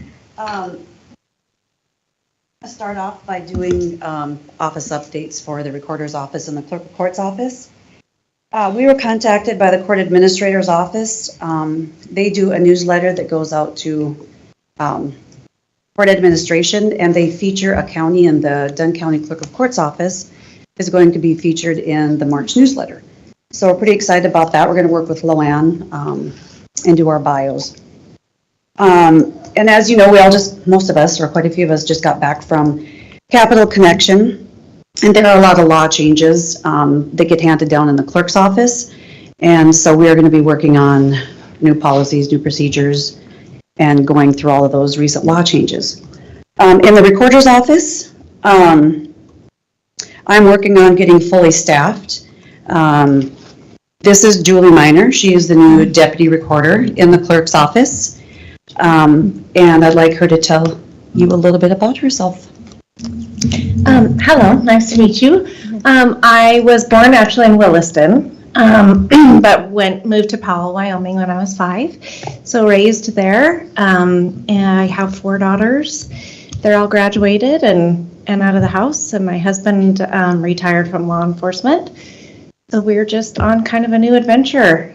We ended up here. I've got still have some family in North Dakota and Dickinson. So we bought a farm, and we're just seeing what our next chapter is. So we're excited. And we're very excited to have her in the recorder's office. And I would like to go through her oath of office with everybody here in just a moment. But speaking of getting fully staffed up, we do have another member that will be starting next week as an admin assistant. And there will be, I need 2 deputy recorders, and there'll be another ad being placed for a deputy recorder's position. So we just got, to tell you how busy we are in the recorder's office, we just got another 312-page document worth about $10,000. So just to give you an idea of what it takes to do that, it took me 8 hours over the weekend just to get in all the reference numbers and related document numbers. So, and Julie is currently going through all the legal descriptions and trying to remove any duplicates so we don't spend a lot of time. So she's jumping in with both feet, and we're very happy to have her as part of the recorder's office. Welcome. Yes, welcome to Dunn County. Yes. So I'm going to go through her oath of office real quick, if you guys are all right with that. Yep. Okay, so if you'd stand up. Okay. This is a notice of appointment and oath of office for Julie Miner. Julie Miner, you are hereby appointed as Deputy Recorder in and for said County of Dunn, State of North Dakota, and you are hereby authorized to serve and act as such from the date hereof until your successor is appointed and qualified, or until this appointment is revoked. Dated this 20th day of February 2025 by Lisa A. Gunther, County Recorder. So I'm going to have you read your oath of office. If you could please raise your right hand as you read it. Okay. I, Julie Miner, having been appointed to the office of Deputy Recorder within and for said Dunn County, do solemnly swear that I will support the Constitution of the United States and the Constitution of the State of North Dakota, and that I will faithfully discharge the duties of the office of County Recorder, according to the best of my ability. So, thank you. Welcome to Dunn County. Thank you. I appreciate it. Congratulations. That is all I have for, well, yep. Okay. Yeah. I do have one other big project coming up in the recorder's office. I redigitized all of our county records, and we are going through Tyler Tech, which is the company that has our recording software, and they are going to be importing all of those into DocuPro for us. And then from there, I hired US Imaging to back index all of our documents. And what that's going to do for us is most of our documents are out on NDRIN, the North Dakota Recorders Information Network, but not all of them. We're digitized 100% in-house. But what happens is we spend a lot of time researching records for people. And in this day and age, we just really need to have our records out there. So once we get them back indexed, 100% of our records will be accessible to the public online.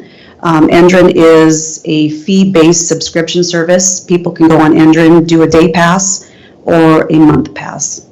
So that will help us out tremendously with our workload once we get that done. It's going to take some time, but we're getting there. So that's huge for the county. So that's what we're working on in the clerk and recorder's office. You have any questions for me? Any questions? Okay. Thank you. Thank you for coming in. Thank you. Yep. Okay. Right.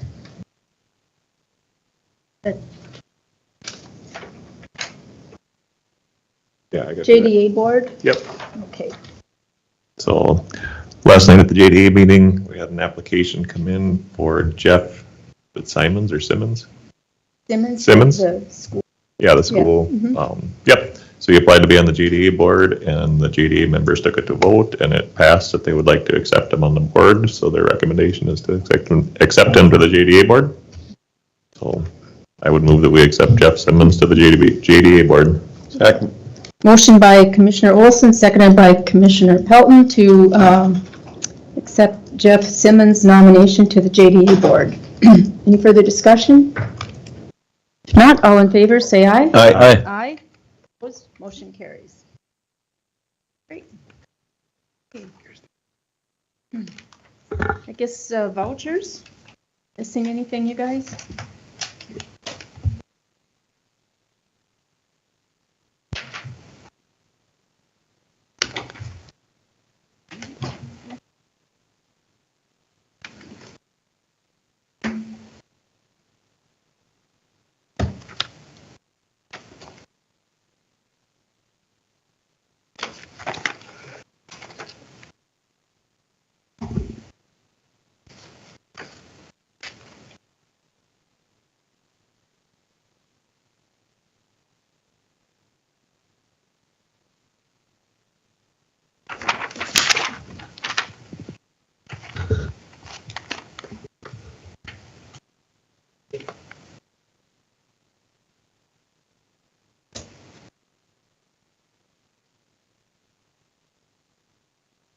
I got one question for Sally. When, like on the road department yards, vehicles, gas, oil, and et cetera, if they could maybe break that down a little better, because we know there's no gas at yards. I mean, maybe it's just a broad heading, so. Right, yeah, they'll do that out. Okay, thank you.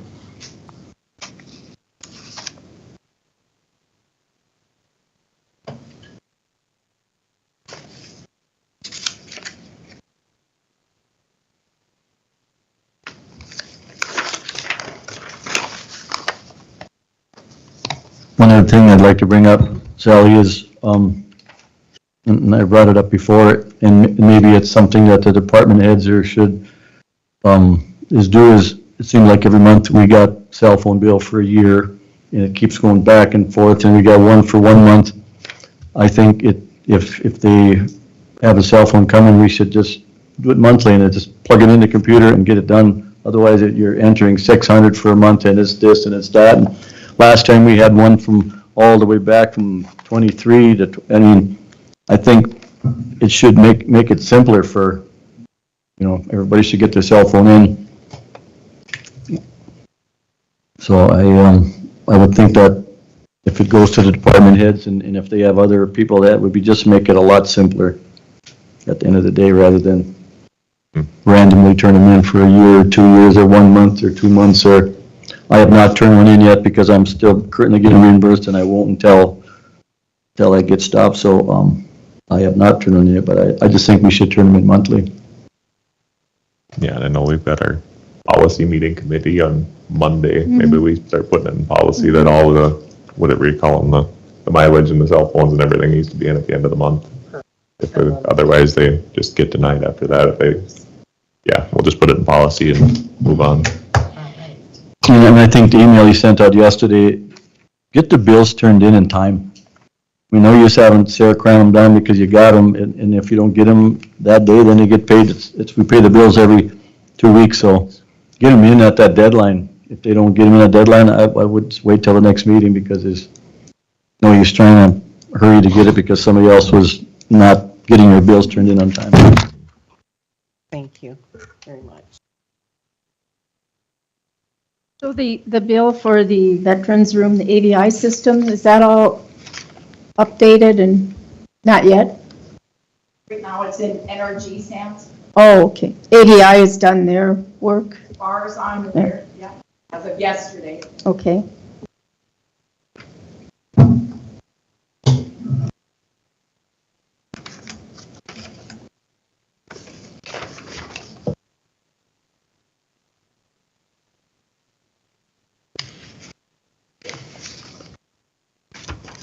Guys good on it? Okay. Madam Chair, I'd move that we pay the bill as presented. There's a motion to approve the bills as presented by Commissioner Olson, I'll second. seconded by Commissioner Heiser. Any further discussion? If not, roll call vote. Commissioner Heiser? Yes. Commissioner Olson? Yes. Commissioner Pelton? Yes. Commissioner Dalzell? Yes, the motion carries. Any portfolio reports? Any breaking news? Breaking news, it's going to be warmer this weekend. Yeah, you bet. So your response, that's your portfolio, this cold weather. I guess. Somebody's got to take one up. News it'd be if it don't get there again. I'll take it for the team. Great. A motion to adjourn? So move. Moved by Commissioner Pelton to adjourn. Seconded by Commissioner Second. Olson. Anybody want to discuss that motion? No. Not all in favor, say Oh, aye. wait a minute. Before we adjourn, we got to open up the, make sure the contractor's license and proof of insurance is in the, or is that what you normally do? Fencing. About what? The contractor's Oh, yeah. license and the proof of insurance? You did open them up. We did not. We didn't open them. We usually Oh. just send them to the road department. They go through them. Okay. I guess thought if- that's what you were doing Well, over here. we just checked sure the bid bond and the Okay. 5% was in. Okay. We usually send them to the road department and they go through them and compile them for us. I'm sure they'll check to make sure it's in there. So That's not as crucial as what we just done on the. main have bid opening. we didn't do a motion to accept those bids yet, did we? No. No. So we should contingent upon the, Madam Chair, I'll make a motion to accept the rental rates for equipment and the fencing bids. You got a motion on the floor. draw the motion to adjourn. Okay with that? Yes. Yeah. Okay. So now, I make a motion to approve the hourly rates for equipment, dust control, and fencing, I believe. That should be the three. Second. motion by Commissioner Olson, second by Commissioner Pelton to accept the bids for fencing, equipment rental, and dust control? Yes. Is that contingent upon the license? Yes, contingent on that their contractor's license and proof of insurance are current. Okay. Great. Any further discussion? Not roll call vote. Commissioner Heiser? Yes. Commissioner Olson? Yes. Commissioner Pelton? Yes. Commissioner Dalzell? Yes. Motion carries.